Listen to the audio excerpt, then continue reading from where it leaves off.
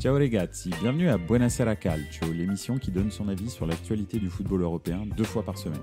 Chaque lundi et chaque jeudi à 20h30, je passe 30 minutes avec vous en direct sur Twitch, mais aussi en podcast à écouter sur toutes les plateformes de streaming. Bonne émission. Bonsoir à tous, bienvenue dans Buonasera Calcio. On se retrouve encore ce lundi pour débriefer un petit peu le superbe week-end de foot qu'on a eu. Bonsoir Pipovici, bienvenue, ça fait plaisir de t'avoir dans les commentaires. Donc ce soir on a Pipovici qui me dit « tu vas avouer que Bellingham est incroyable ». On va en parler en tous les cas. Je dis qu'il est toujours chaud, c'est déjà bien. Pardon, excusez-moi. Oui, donc ce soir, effectivement, tu as tout à fait raison. On va commencer par Manchester City. Un petit peu, j'avais un avis, on va dire un billet d'humeur à donner sur Manchester City. On va ensuite parler plus généralement de la Première Ligue, bien entendu. On va glisser gentiment vers la Serie A en parlant de Giroud, et on va se demander si Giroud a une nouvelle carrière devant lui. Et puis on en profitera pour parler un petit peu, bien sûr, Serie A. Et enfin, on va parler de Jude Bellingham, le tube de l'été, hein, Hey Jude, qui retentit dans les travées de Bernabéu à chaque match. Donc voilà, on va un petit peu regarder tout ça, et puis on va en discuter ensemble. Si bien entendu vous avez d'autres sujets à aborder au cours de ce stream, n'hésitez surtout pas, c'est avec plaisir que j'en discuterai. Si en tous les cas j'ai un avis dessus. Donc voilà. Écoutez, on va commencer tranquille avec Manchester City. Je dis Manchester City n'y arrive plus parce que ça fait quand même en très peu de temps 2 fois que Manchester City perd 2 matchs d'affilée. Ça faisait certainement très très longtemps que ça ne lui était pas arrivé. Alors ils n'ont pas perdu 4 matchs d'affilée, hein. C'est juste qu'ils ont perdu 2 matchs, ils ont gagné en Ligue des Champions, ils ont reperdu 2 matchs. Donc c'est assez bizarre. Donc voilà. Bonsoir au JCRM, bienvenue dans les commentaires. Pipovici qui nous dit « Et City, je t'ai dit qu'ils vont rien gagner cette année aussi. Et je confirme, le cap est en train de changer de bord tout doucement. » Au JCRM, bonsoir à tous. J'ai maté 5 matchs au week-end, 4 hier soir. 4 hier plutôt. Ouais, parce que 4 hier soir, il faudrait quand même un sacré strabisme. donc voilà. Ou alors des matchs espagnols à l'ancienne qui se terminent à 1h du matin. Tu sais, à un moment, il y avait les matchs qui commençaient à 23h en Espagne. Ils ont arrêté ça pour des questions de droit télé, mais c'était bien, moi je trouvais ça sympa. Je trouvais ça typique en fait de regarder un match de Séville à 23h. T'es exactement dans l'ambiance sévillane, donc c'est drôle. Désolé, j'ai un chat dans la gorge, je vais m'en débarrasser définitivement. Voilà, c'est fait. Donc oui, Man City n'y arrive plus. Effectivement, hier, ils ont perdu. Alors, vous allez me dire contre Arsenal. Bon, oui, effectivement, ils ont perdu contre Arsenal. Est-ce que c'est vraiment, comment dirais-je, infamant ? Je pense pas.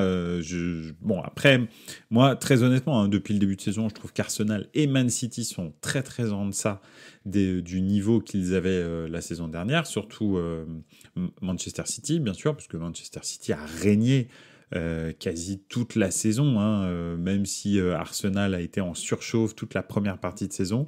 Manchester City n'était pas complètement largué, loin de là, c'était les seuls qui tenaient le rythme d'Arsenal. Donc effectivement, ce début de saison est assez problématique, et surtout, il n'y a pas de mouvement, je trouve. C'est assez stéréotypé, les mouvements qu'ils ont. Et Erling Haaland, effectivement, Erling Haaland est Erling Haaland. Hein, pour moi, c'est le transformateur du jeu de City. Et donc, si on ne lui amène pas des buts pas tout faits, mais en tous les cas des situations, en fait, il ne se passe rien parce que ce n'est pas du tout le type de joueur qui va pouvoir créer de l'espace, faire une passe qui va casser les lignes, rentrer dans le milieu de terrain et amener de l'aération comme peut le faire par exemple un Harry Kane ou un truc comme ça. Erling Haaland, il est très stéréotypé et limité dans son jeu. C'est vraiment un attaquant de pointe pur et dur, quoi. On va passer dans les commentaires. Haaland encore très décevant dans un grand match, c'est une habitude. Et qu'est-ce que KDB leur manque ? Tu as tout à fait raison. C'est clair que il y a un élément vraiment déterminant dans le jeu de City, c'est Kevin De Bruyne. Il est pas là et ça se voit absolument. C'est clair qu'on s'en rendait peut-être pas compte parce que il a toujours été là, quasi. C'était rare. En fait, les grosses blessures de Kevin De Bruyne, mais dès que Kevin De Bruyne n'est pas là, et il commence à plus être très jeune aussi, donc ça va être pas un problème, mais en tous les cas, c'est quand même quelque chose qu'il va falloir noter du côté de Manchester City.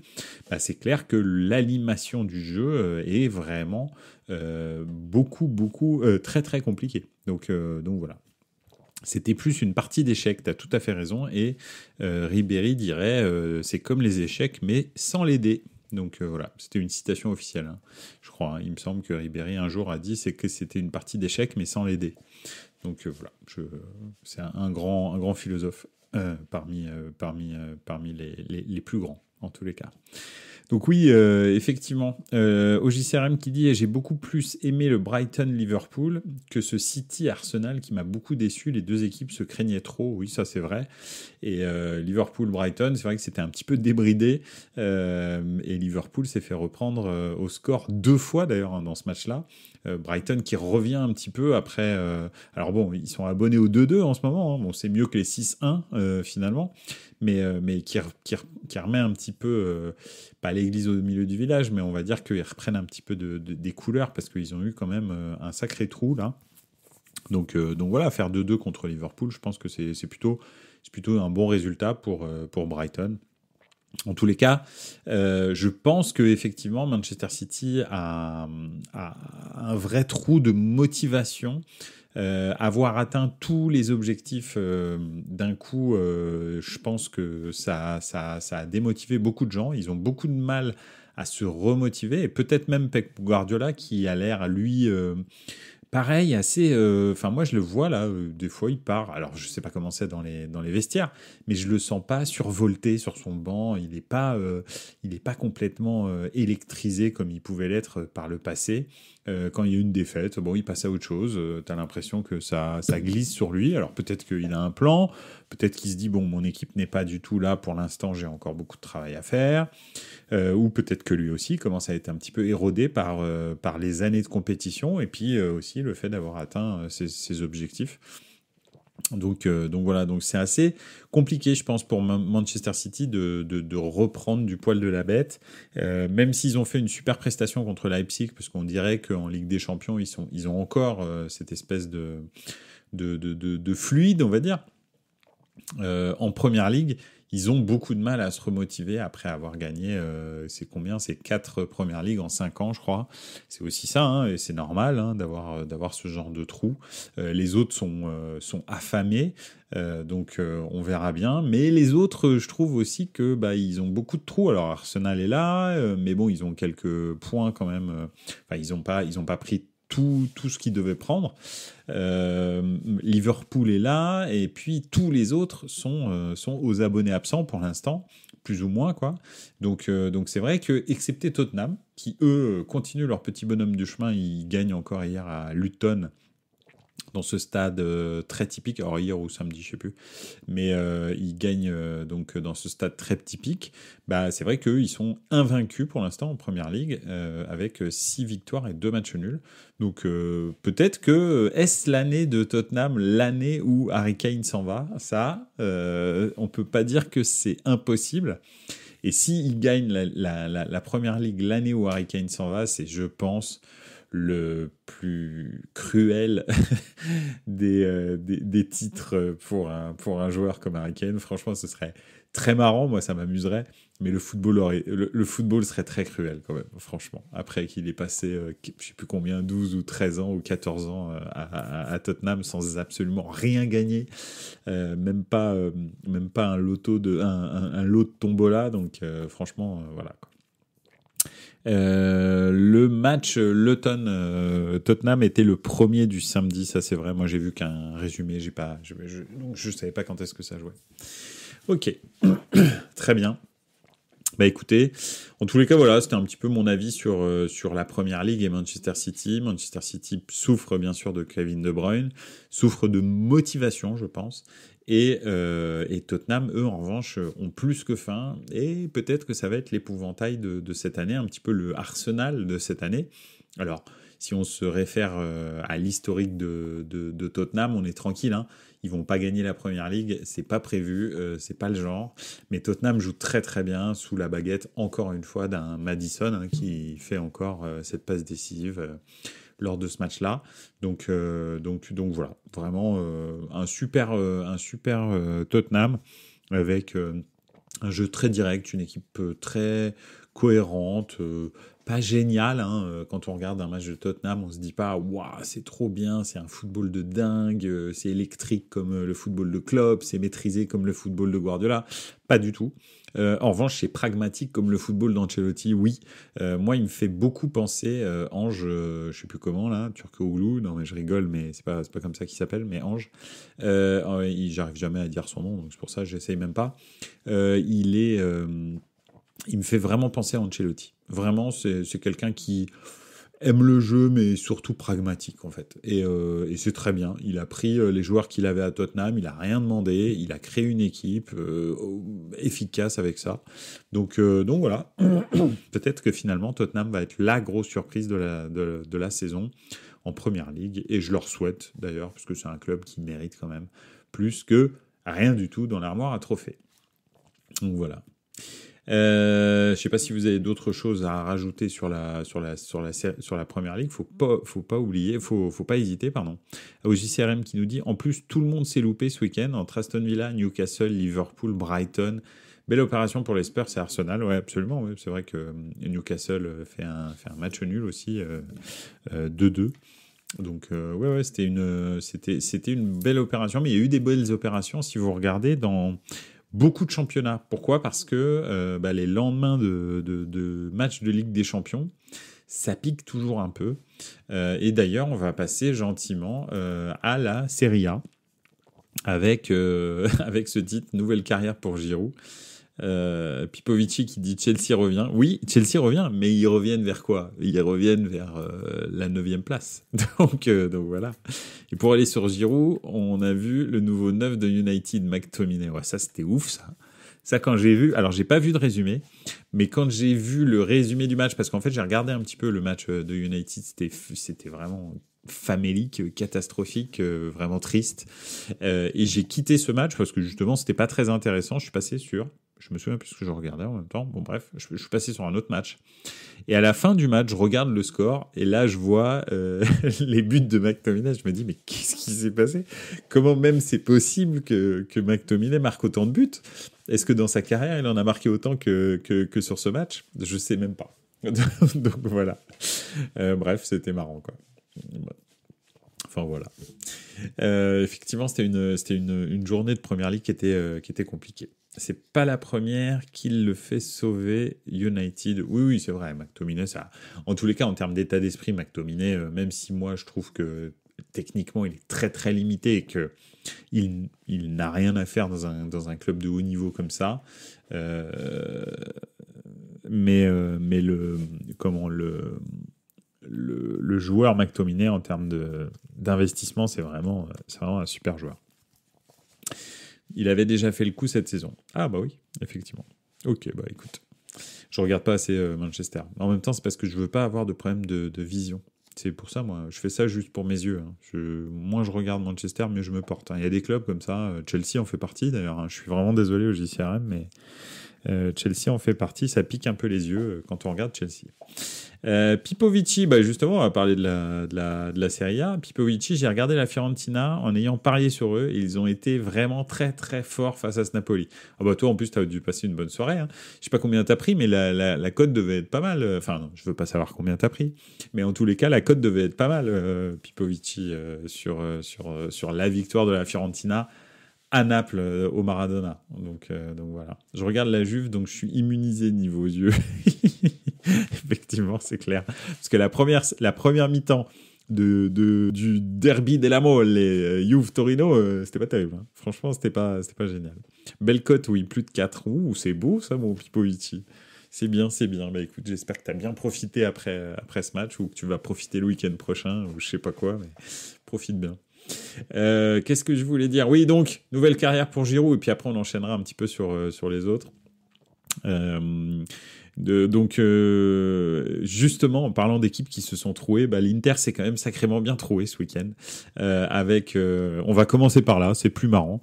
Avec un super. Alors, franchement, le deuxième but de Lautaro sur une passe de Marcus Thuram. Alors, je sais même pas si bon, elle est comptabilisée comme une passe décisive, la passe de Marcus Thuram, mais en fait, c'est juste une petite remise au milieu de terrain et Lautaro décide d'allumer un pétard comme il en a de temps en temps le secret. Il a mis une lucarne, mais une frappe d'une violence. Tu te dis, mais d'où ça sort ça? Donc, bref, à ce moment-là, quand Lautaro marque ce but splendide, l'Inter mène 2-0. Et puis finalement, le Bologne de Thiago Motta, que j'adore. Et d'ailleurs, je veux pas dire oui, je vous l'avais dit, Buonasera Calcio a toujours raison, pas du tout. Mais j'avais dit, quand Milan a gagné 2-0 à Bologne, en début de saison, j'avais dit, il y a peu de gens qui vont aller gagner à Bologne. Donc je pense que c'est une bonne opération, même si on a galéré là-bas, parce qu'on s'était fait vraiment malmener de fou. Et le Bologne de Thiago Motta est une équipe éminemment chiante en fait à jouer, et effectivement ça n'a pas suffi. Ils ont égalisé, ils sont revenus à 2-2 et l'Inter perd 2 points. Alors ils ont perdu 2 points parce que Milan a gagné. Et pourquoi Milan a gagné? Parce que Olivier Giroud s'est sacrifié dans les dernières minutes. Alors en plus sacrifié sans aucun dommage, mais ça aurait pu, parce qu'il fait une sortie dans les pieds de l'attaquant et ça aurait très très bien pu mal se passer parce qu'il aurait pu prendre un coup de chausson dans la bouche très très très très très facilement. Il arrive à sauver ce but et ensuite à récupérer la balle. Franchement, incroyable. Pipovici qui dit Bologne, Fiorentina et même Genoa, voire Sassuolo, les équipes les plus chiantes à jouer en Serie A.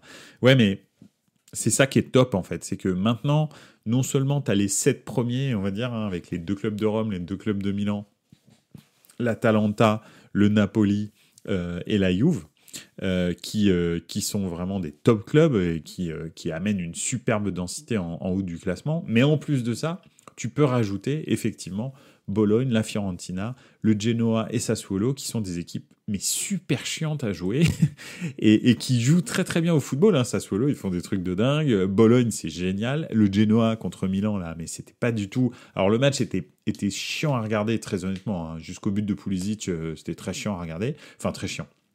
C'est pas très chiant, mais le problème c'est que Genoa, en fait, c'est très compliqué à jouer. C'est comme un espèce d'hérisson, cette équipe. Et honnêtement, ils sont vraiment pénibles. Donc ouais, c'était très compliqué pour le Milan. Pulisic marque un but, on va dire pour être absolument honnête et transparent, très tendancieux parce que ils ont considéré que la main ne touche pas la balle, mais honnêtement, s'il avait été annulé, honnêtement, j'aurais pas crié au scandale. Moi, quand j'ai revu le premier ralenti, parce qu'en fait, il y a un angle où tu as l'impression que ça touche pas la main et un angle où tu es sûr que ça touche la main. Et le premier ralenti qu'ils mettent, c'est l'angle avec la main. Et je me dis, il va être annulé le but, c'est sûr. J'étais dégoûté parce que c'était la 86e minute. Et puis finalement, non, pas d'annulation. Donc, non, vraiment, voilà. Après, le carton rouge de Maignan, je trouve qu'il est justifié. Sa sortie, elle est inconsidérée. Alors, ok, il touche la balle, mais c'est trop dangereux pour le joueur. Il faut pas qu'il sorte comme ça avec un genou en avant. Enfin, c'était, je sais pas. Moi, je trouvais que c'était un petit peu abusé. Donc, carton rouge. Ce qui me peine le plus, parce que maintenant on a Sportiello, donc ça va. Mais ce qui me peine le plus, c'est le carton jaune de Théo Hernandez qui sera suspendu contre la Juve après la trêve. Ça, c'est très embêtant parce qu'à gauche, on a Cucci, rien du tout. On a un petit jeune là, un petit jeune d'Argentine qu'on a recruté là en toute fin de mercato, mais c'est pas, enfin si on va là-bas avec ça, à mon avis, il va mettre Florenzi. Je pense qu'il va mettre Florenzi à gauche et Calabria à droite. Je vois que ça parce que voilà, et Sportiello dans les cages. Donc voilà. Et puis la sortie de Maignan, elle est pas terrible, ce qui fait que je pense que c'est 2 matchs minimum, ça peut être 3, hein, honnêtement. Et bon, alors c'est pas grave, mais c'est quand même mieux d'avoir Maignan. D'ailleurs, je sais pas si vous avez vu l'arrêt qu'il fait à un moment donné sur une frappe à ras du sol, mais c'est incroyable. Ce goal est incroyable, c'est fantastique. Il plonge, la balle est détournée, il voit qu'il est trop court avec sa main droite, et en fait, il utilise sa main opposée pour la sortir quand même. Ça va à une vitesse, c'est incroyable la vitesse d'analyse de ce goal. Moi, il me surprend encore, parce que là, si on gagne les 3 points, c'est grâce à lui, hein. Déjà, peut-être que sa sortie fait la différence, mais alors en plus, l'arrêt, là, il est fantastique. Au JCRM alors vous me parlez aussi au JCRM et Pipovici de Monza. Effectivement, Monza est une bonne équipe. Ils revenaient, on en parlait justement la semaine dernière dans Buenos Aires Calcio. Ils sont en train de revenir après un début de saison un petit peu plus compliqué que l'année dernière où ils avaient tout pété dès le début de saison. Là, ils reviennent bien et effectivement, ils remontent gentiment dans le classement. Donc non, c'est très très bien aussi. Monza, t'as raison. Et c'est pour ça que c'est intéressant la Serie A, c'est qu'il y a énormément de densité dans la qualité des clubs. Au JCRM qui dit tu me fais penser Kovacic lors de Arsenal City, comment il prend pas bon le deuxième jaune, sorry pour le retour en PL. Alors je suis pas sûr de comprendre. Donc Kovacic effectivement lors de Arsenal City, comment il prend pas le deuxième jaune. Ah oui, ok, d'accord, oui effectivement. Il aurait dû prendre un deuxième jaune. Je suis tout à fait d'accord. Donc mais quoi qu'il en soit, revenons à nos moutons. L'Inter perd 2 points. Milan réussit à conserver 3 points de façon un petit peu miraculeuse et prend 2 points d'avance donc contre l'Inter. Et puis la Juve, eux, réussissent à se débarrasser facilement. Facilement. Non, parce que la première mi-temps était pénible. Tu me confirmes, au JCRM, elle était relou à regarder. Deuxième mi-temps, Milinkovic-Savic a décidé de s'aborder tranquillement le Torino tout seul. Et il a réussi avec des sorties complètement à côté de la plaque. Et donc, il prend 2 buts sur corner. Voilà, merci, c'est gentil d'être venu. Et puis, il a failli même en prendre un 3e d'ailleurs. Donc non, vraiment, Milinkovic-Savic tue complètement les efforts du Torino. Après, Milinkovic-Savic, des fois, il nous fait. Alors, je parle du goal. Je sais pas si les gens qui écoutent Buenos Aires Calcio savent que le goal du Torino est le frère du joueur, l'ancien joueur de la Lazio qui est parti en Arabie Saoudite. Mais donc, Milinkovic-Savic est le frère de Milinkovic-Savic en Arabie Saoudite. Et honnêtement, c'est pas un goal vraiment génial, excepté qu'il a une carrure absolument incroyable, mais il sait même pas s'en servir. Donc voilà. J'ai pas trop regardé ce derby de Turin, j'ai vite bifurqué sur la F1. Ah oui, je veux bien le croire. Je comprends parce que la première mi-temps était pénible, la deuxième un peu mieux, mais la première, c'était pas terrible. Même Allegri a dit que la première était pas terrible et que la deuxième était bien. Donc, si Allegri dit qu'une mi-temps de football est pas terrible, vous voyez le niveau du football, quoi. Ça doit être, c'est quand même inquiétant. Parce que Allegri, il est content de tout, hein. À partir du moment où le ballon est sur le terrain, généralement, il est content. Donc voilà.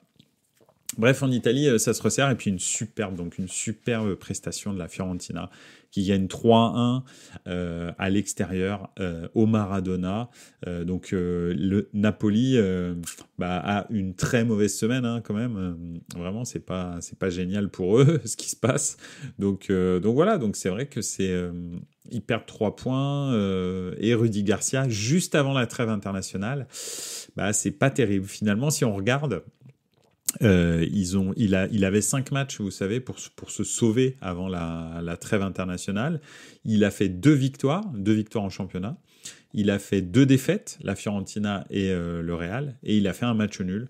Voilà, c'est pas fantastique et je sais pas s'il va pas le faire sauter avant la trêve internationale là, De Laurentiis. Comme ça lui permettrait peut-être d'avoir un entraîneur qui a toute la trêve internationale pour préparer un petit peu son équipe pour le retour au championnat dans 2 semaines. Donc voilà, écoutez, on verra bien. Garcia a chaud aux fesses, ça parle de Gallardo, Potter et Tudor dans la shortlist pour l'après Garcia. Alors moi je vous dis direct, Gallardo, ce serait fantastique. Et alors, ce serait bien, en tous les cas, fantastique. Je ne sais pas parce que on ne sait pas ce que va donner Gallardo en Europe, mais en tous les cas, ce serait fantastique d'enfin le voir entraîner une équipe avec du potentiel en Europe, parce que le Napoli très clairement a du potentiel. Alors, c'est pas un potentiel de dingue, hein. J'estime que l'année dernière, ils ont extrêmement bien joué, mais qu'ils étaient un peu en surperformance. On le voit cette année d'ailleurs, parce que même Spalletti, je pense pas, aurait pu maintenir ce niveau de jeu complètement stratosphérique. Mais Gallardo, ce serait pas mal de le voir. Ils ont quand même des atouts comme Osimhen, comme bon, Gvara, c'est quand même de plus en plus compliqué, malheureusement. Ça n'était qu'un feu de paille, on dirait. On va voir, hein, mais ça n'était qu'un feu de paille. Et puis, mais bon, au milieu de terrain, tout ça, en défense, c'est plutôt pas mal. Donc, j'aimerais bien voir Gallardo avec cette équipe-là. Mais ce que je pense qui marcherait le mieux, c'est Tudor. En fait, Tudor, en vrai, ce serait le plus raisonnable pour terminer dans les 4.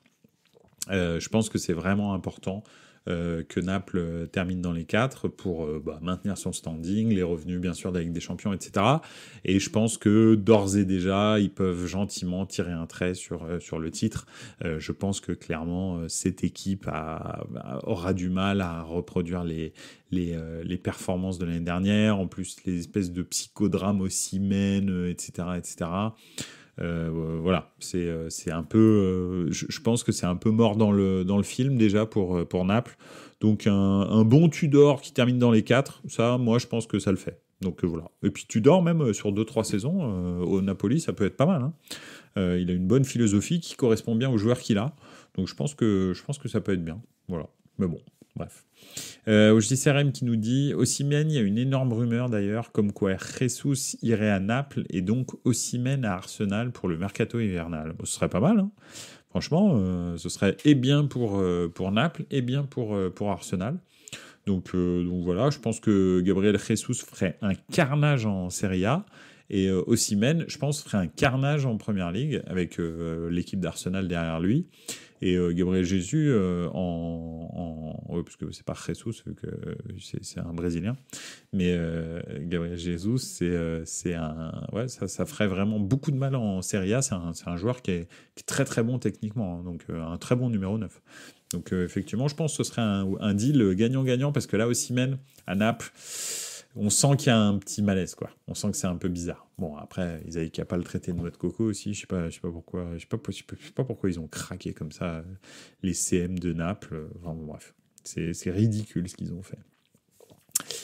Voilà un petit peu pour l'Italie avec donc un Milan capolista de Serie A et voilà, et c'est très bien comme ça. Il faut que ça continue.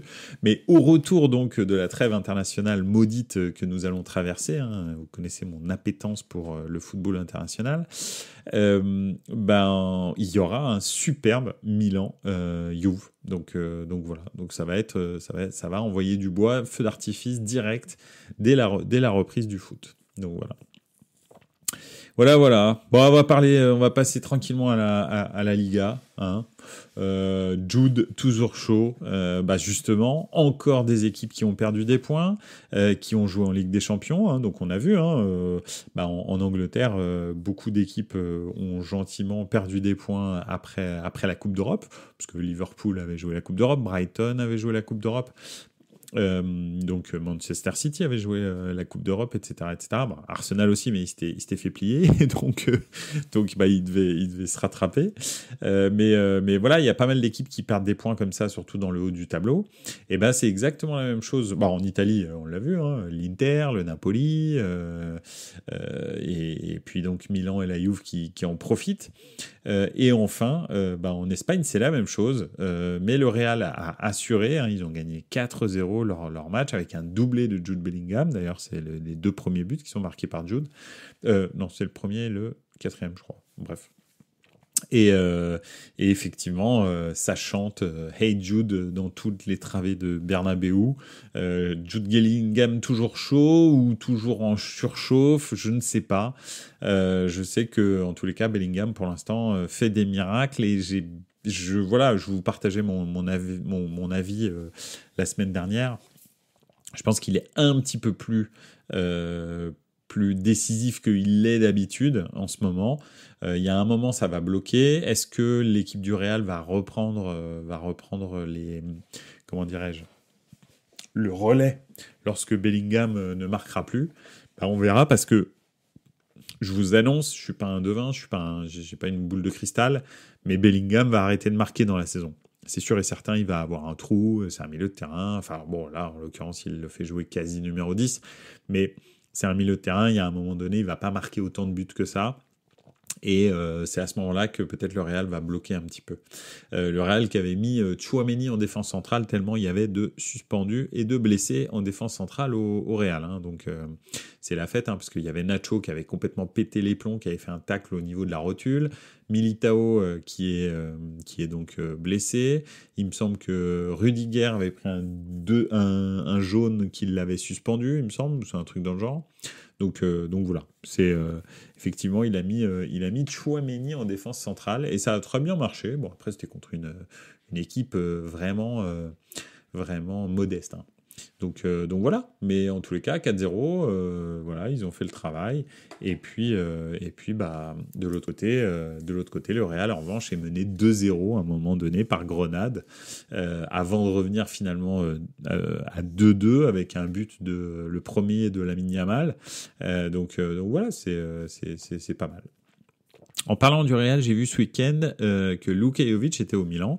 J'avais pas du tout vu ce transfert. Oui, effectivement. Alors, il se trouve en plus que là, Pioli avait demandé de la profondeur et il a fait jouer Jovic tout le match, hein, parce que d'ailleurs Olivier Giroud ne l'a pas remplacé. Il est rentré en plus.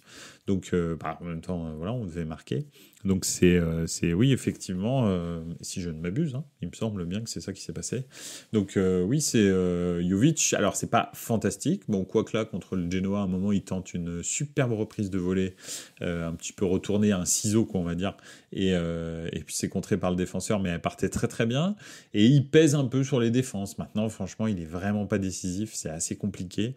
Mais bon, voilà, il a l'avantage de faire souffler un petit peu Olivier Giroud et de servir de point d'appui aux ailes que sont Pulisic et Leao, et au Okafor et Chukwueze.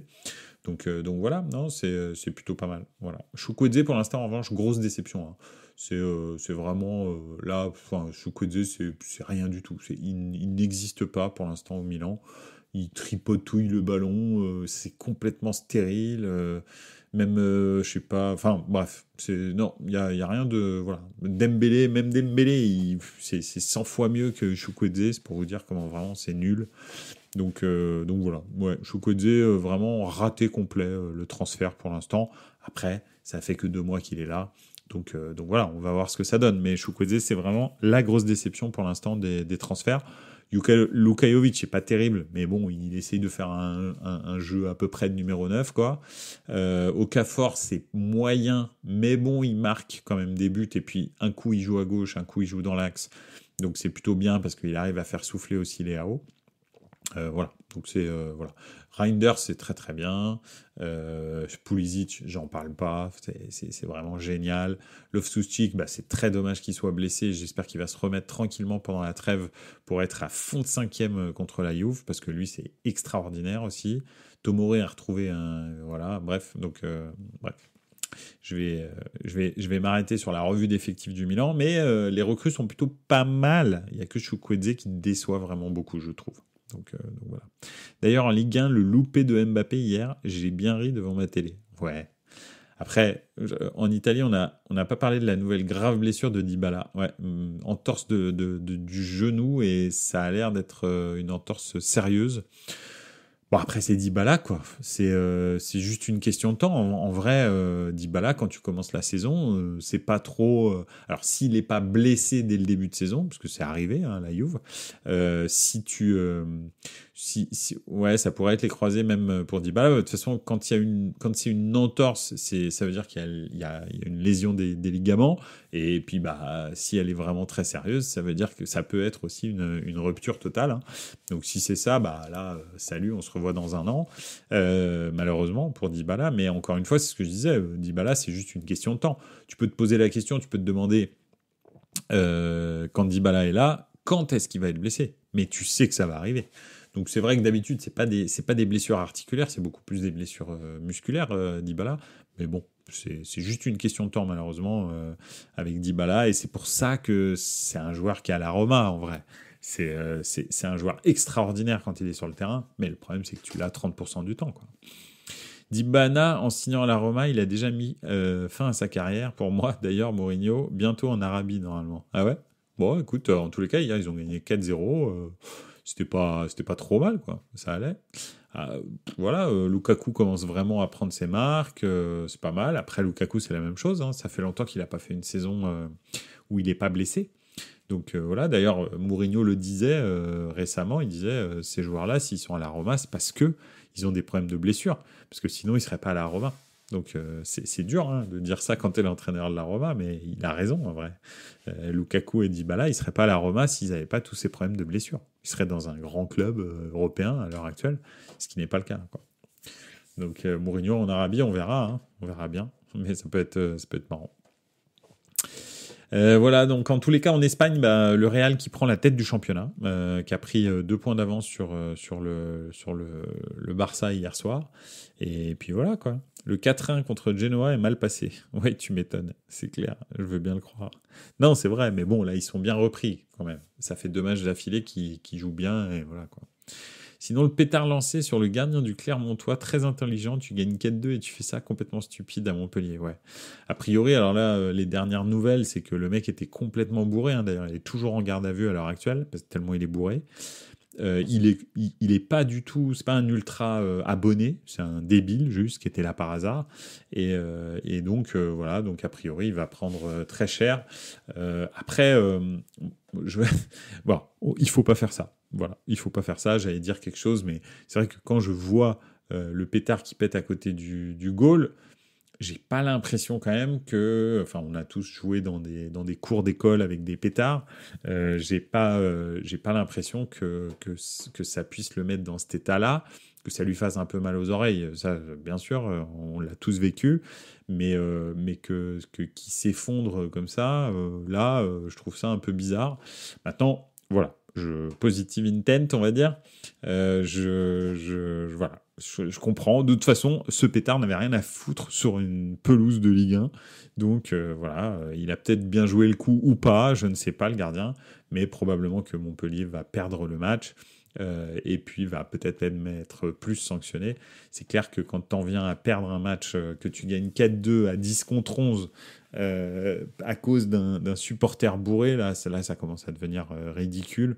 Mais bon, ce sera pas la première fois, hein. L'Inter a perdu une demi-finale de Ligue des Champions à cause d'un tifoso qui a acheté un fumigène sur la tête de Dida. Déjà à l'époque, j'avais trouvé ça un petit peu abusé, la réaction de Dida, parce que bon, il s'était effondré comme si il avait pris une baramine sur la tête. Bon, voilà.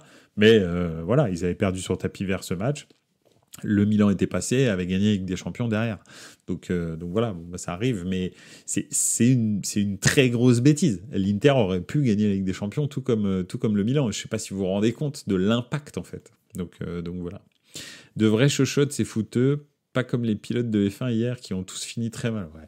D'ailleurs, petit point F1, mais je regardais un petit peu justement la fin de la course et ils ouvraient carrément leur visière ou même ils sortaient les mains. À un moment, je sais plus qui c'est qui sort les mains carrément de l'habitacle pour prendre de l'air.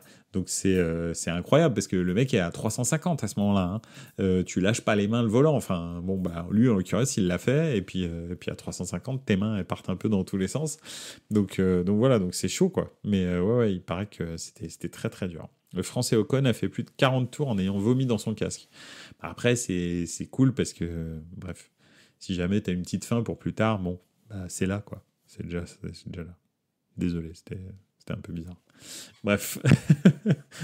Donc, effectivement, ça ne devait pas être marrant pour Ocon. Donc voilà. Écoutez, on va s'arrêter avant qu'on dévie sur la Formule 1 complètement. Donc voilà. Écoutez, pas de Coupe d'Europe. des matchs amicaux, des matchs amicaux ou pas, je sais même pas si c'est des qualifs ou quoi, j'en ai rien à foutre. Donc, je sais pas, c'est des gars qui vont se réunir, qui se connaissent pas et qui vont essayer de jouer au football. En gros, pendant 2 semaines. Ça va être génial, ça fait un peu, c'est je sais pas, de l'inclusion au football, voilà, super, génial, ils vont jouer ensemble, ils se connaissent pas du tout, hein, ils se sont vus des fois, même 0 fois, et puis ils vont être dans la même équipe pour jouer. Donc ça va être pendant 2 semaines. Et puis après, le vrai foot va revenir. Donc jeudi, pas de Buonasera Calcio. On se retrouve lundi prochain, hein, bien sûr, pour rediscuter un petit peu d'un sujet, je pense, hein, vu que ce sera la trêve internationale. On trouvera quand même, bien sûr, un sujet. Si d'ailleurs vous voulez aborder un sujet en particulier que vous voulez que je prépare un petit peu avant l'émission, n'hésitez surtout pas à me contacter sur les réseaux sociaux de Buonasera Calcio, sur Twitter ou Instagram. Donc voilà, avec grand plaisir. Voilà, bah écoutez, merci à vous, merci d'avoir été là. Et puis on se revoit la semaine prochaine. Je vous souhaite une excellente semaine. Reposez-vous un peu les yeux avant de reprendre le foot de très très haut niveau. Et puis n'oubliez pas. Ciao, buonasera. Ciao, ciao. Ah, on parlera de Guirassy. Attendez, excusez-moi. Pipovici qui dit on parlera de Guirassy. Ouais, si tu veux, ouais. L'homme qui marque le plus au monde à l'heure actuelle en Bundesliga. Donc voilà, il a encore marqué un triplé ce week-end. Donc n'importe quoi. Donc voilà. Bon, allez. Ciao, ciao. Et puis à lundi prochain. Salut à tous.